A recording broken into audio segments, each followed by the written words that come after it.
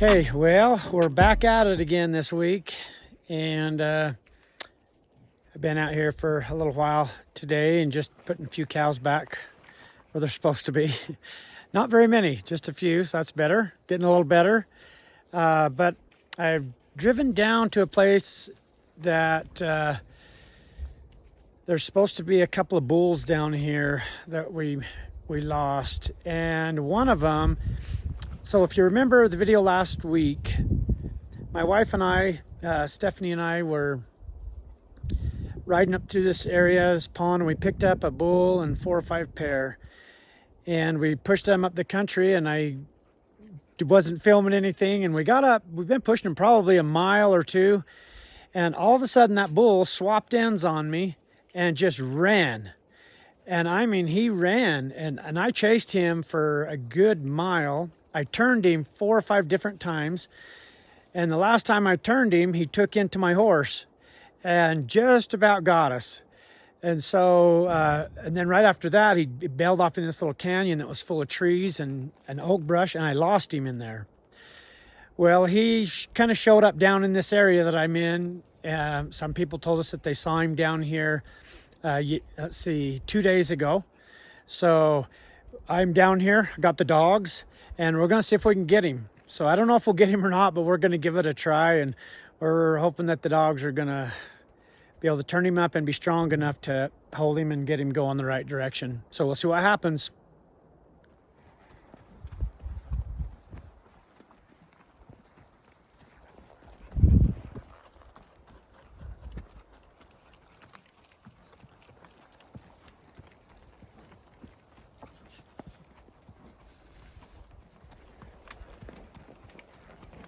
Been chasing tracks around for almost, I don't know, an hour and a half, 2 hours, and nothing very fresh.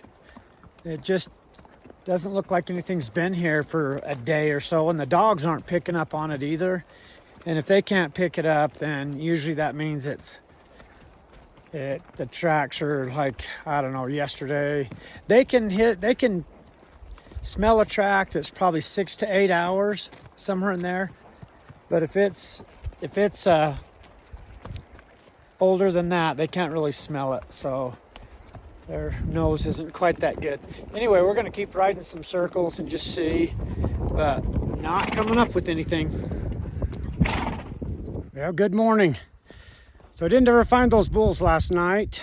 But I came over here this morning checking the horses and stuff and found, you can see them back there in the background, 2 of our neighbors' bulls that are in one of our pastures. And so I'm going to get them out and take them back home. Okay, there ended up being a few more than just the 2 bulls. 2 bulls and 2 pair. One of the pair is ours. This pair over here on the right-hand side with the yellow tag. But the other one is the neighbor's. So we're going to take all these up the road to the neighbor's place, and we'll put them back in and then put ours where she's supposed to be.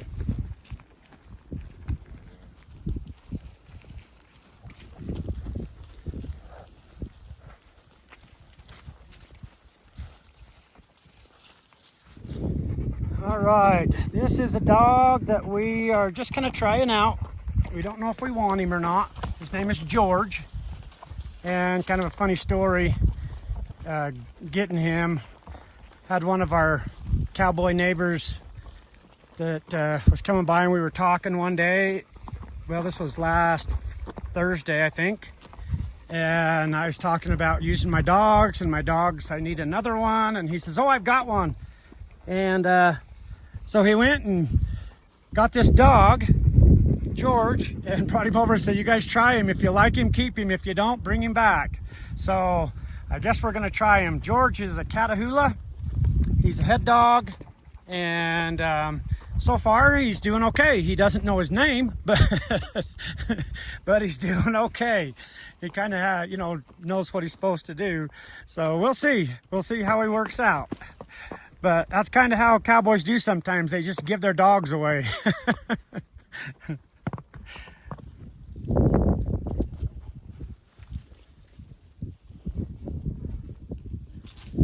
Okay, got the neighbors home. Now we just gotta go get our cow and put her back.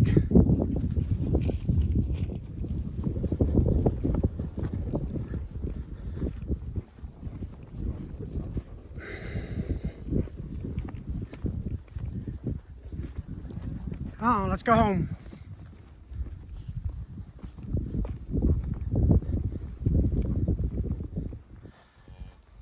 All right, got them where they're supposed to be and putting them through the gate.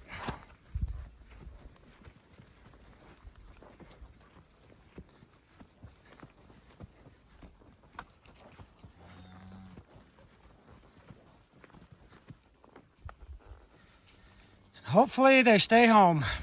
They probably won't, but hopefully they will.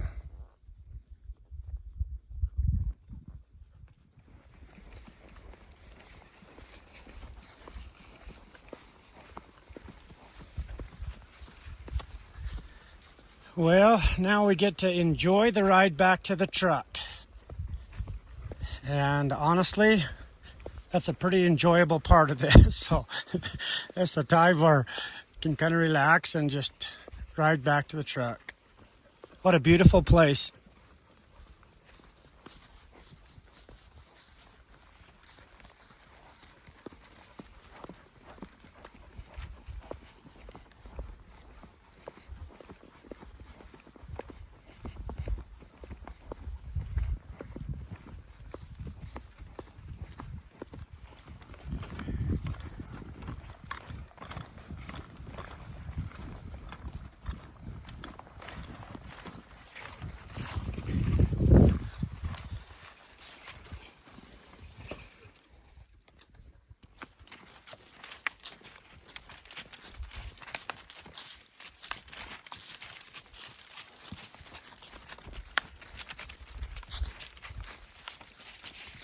Well, we're in our neighbor's horse pasture, checking to see if we got cows that broke in here.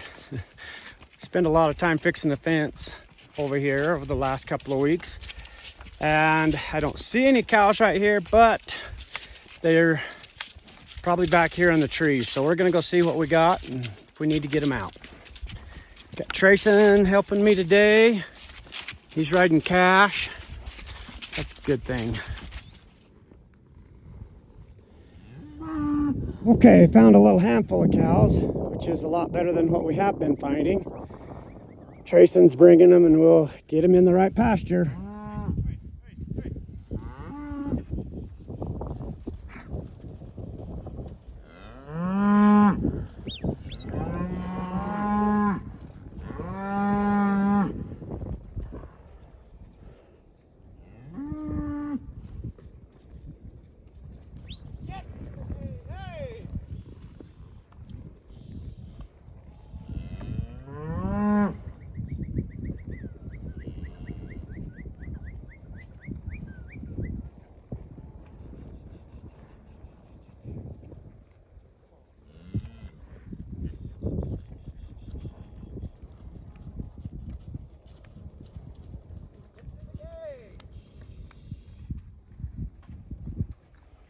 Oh, these ignorant calves.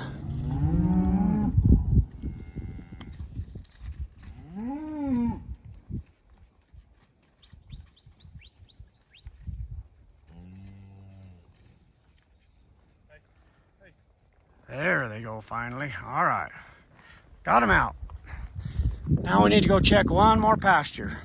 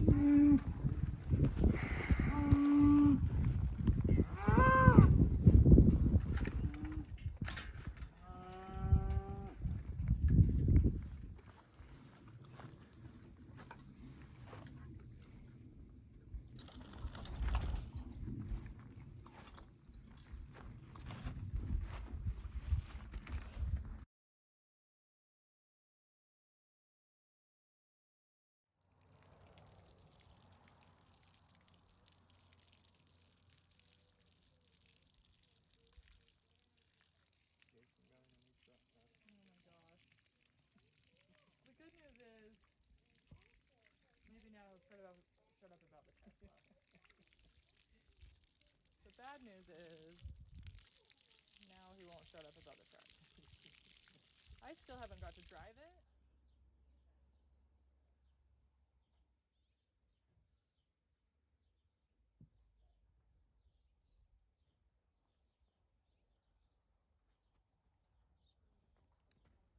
mean, technically we should probably have shaved this whole edge.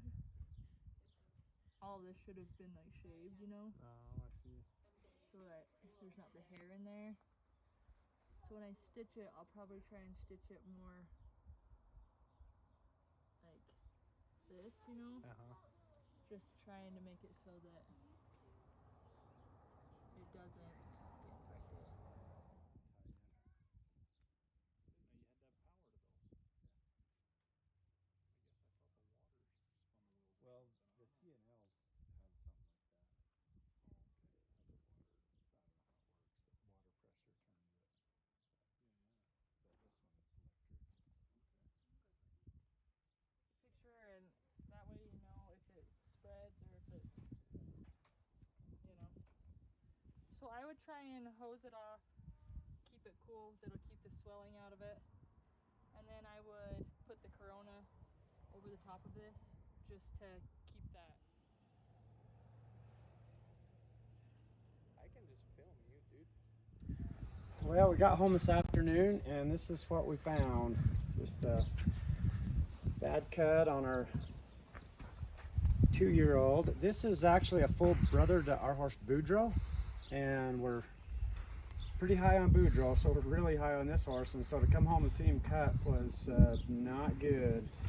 But he just caught it somewhere in here on the feeder or something, and anyway, thankfully we have a vet tech that can come over and help us get him sewn up. Our closest vet is 90 miles away, and so anyway, it's a Friday afternoon.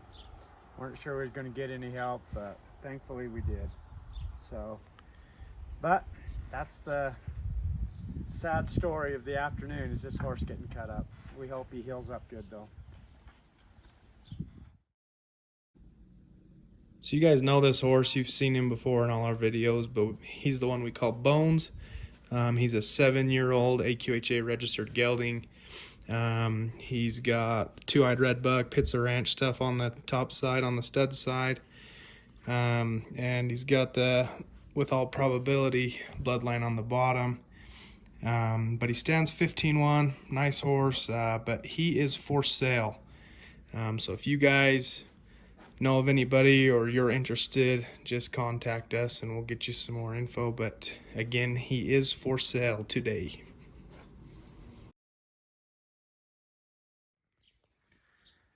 Okay, you can kind of see this colt. He's doing better. It's been, I think, 3 days since he did the cut himself, and we got him sewn up. Our friend that sewed him up did a great job. She's a vet tech and knows what she's doing and has done a lot of these. And so, man, we were so glad to have her here, and so thankful that she was close and could get him sewn up. We don't have a vet that's close to here. We'd have to take him 90 miles to a vet, so we're glad she was here. But he's doing good. We're just going to keep doctoring him, and hopefully it won't scar too bad. I don't think it will. We also wanted to just say thank you to Painted Desert Ranch. Some of you are familiar with their stuff. They have a YouTube channel. They're out of Arizona. And you know, when you're kind of getting started with YouTube, there's a lot to learn and a lot to figure out, and they've been super helpful. Danielle, it's just been awesome. And we can text her and she answers our questions and helps us with things and gives us advice, and it's been great. Their last video, I don't know if you've seen it, but if you haven't, you need to go check it out. It's again, Painted Desert Ranch. They had some drone footage. They just got a new drone and did some drone footage that was really cool drone footage of them gathering horses. And Danielle mentioned a couple of things about that drone, and so I'm just going to throw out some things we've learned about the drone. People wonder if we can find cows with it, if that's one of the main things we use it for. We use it for that a little bit, but it's pretty hard to find cows with the drone. A couple of things that we've done that's helped us is we've gone to an iPad, which is a bigger screen, so you can see a little bit better. And then the other thing we've done is, it's kind of corny, but if you've watched some of our videos, like, you have to shield that thing. There's a lot of glare, and you have to get some shade on that iPad or you can't see it very well.